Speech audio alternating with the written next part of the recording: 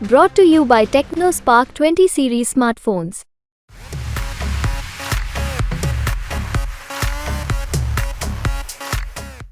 देखिए, सच कड़वा होता है। बाबा साहब डॉक्टर अंबेडकर जी ने देश के सभी रानियों का ऑपरेशन कर दिया। अब रानी के पेट से राजा पैदा नहीं होगा, अब राजा बैलेट बॉक्स से होगा, ईवीएम मशीन से होगा। तो राजभर ने भी लगा दी ललकार राजा भैया को, सुना दी खरी खरी, कह दी दो टूक बात कि राजा रजवाड़ा गया और राजा भैया को भयंकर सुना गए राजभर। बोलते बोलते ऐसा बोल गए कि बड़ा बवाल होना तय है। देखिए, सच कड़वा होता है। बाबा साहब डॉक्टर अंबेडकर जी ने देश के सभी रानियों का ऑपरेशन कर दिया कि अब रानी के पेट से राजा पैदा नहीं होगा, अब राजा बैलेट बॉक्स से होगा, ईवीएम मशीन से होगा। वही ना हो रहा है। क्या बुरा कहा अनुप्रिया पटेल जी ने? अब तिल का ताड़ बनाओ तो उसको हम क्या करें कि गलत बोल दिया? भाई, सच कड़वा होता है ना। आप बताइए, आज के तारीख में कौन कहाँ है कि जो राजा के पेट से, रानी के पेट से राजा पैदा होता हो? अब तो सीधे सीधे संविधान के दायरे में ईवीएम आ गया है। ईवीएम से ना, मशीन से ना होगा। जो सबसे ज्यादा वोट पाएगा वो राजा बनेगा प्रदेश और देश का। ये तो ओम प्रकाश राजभर के समर्थकों को बुरा लगा कि उनके शान में ये बातें कही। नहीं, उन्होंने सही कहा। की गई। हम अनुप्रिया पटेल जी की बात का समर्थन करते हैं। उन्होंने सही कहा है, गलत नहीं कहा है। इसका रिएक्शन आप नहीं? कोई रिएक्शन नहीं है। सच कड़वा होता है। राजभर कहते हैं कि सच कड़वा होता है और ऐसे में राजा भैया को मिर्ची लगना तय है। लेकिन बड़ी बात यह है कि आगे राजभर जो बोलते हैं उसे सुनकर राजा भैया आग बबूला हो जाएंगे। सुभाषपा चीफ ओम प्रकाश राजभर राजा भैया फैक्टर को ही सिरे से खारिज कर देते हैं। कह देते हैं कि राजा भैया पूर्वांचल में कुछ नहीं बिगाड़ सकते। राजा भैया को देखिए, राजा भैया ने एक तरीके से कुछ बोला नहीं, लेकिन उनके समर्थक सब बीजेपी के खिलाफ लगे हैं कि बीजेपी को हराया जाए।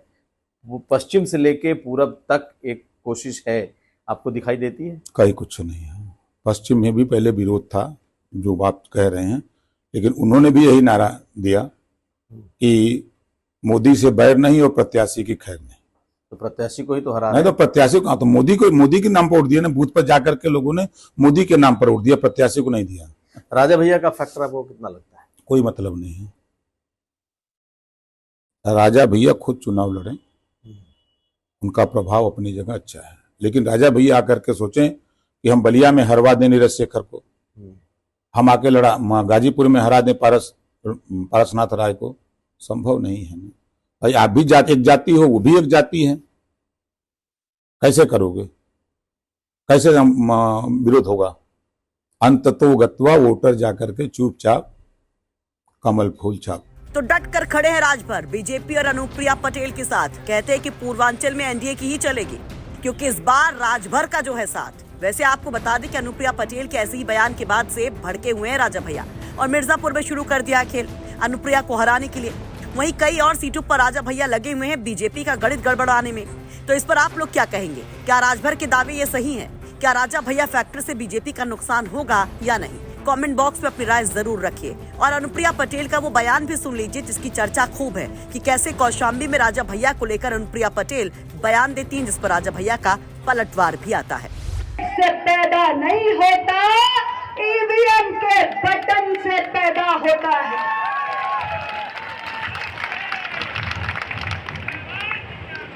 तो ऐसे स्वघोषित राजाओं को जिन्हें लगता है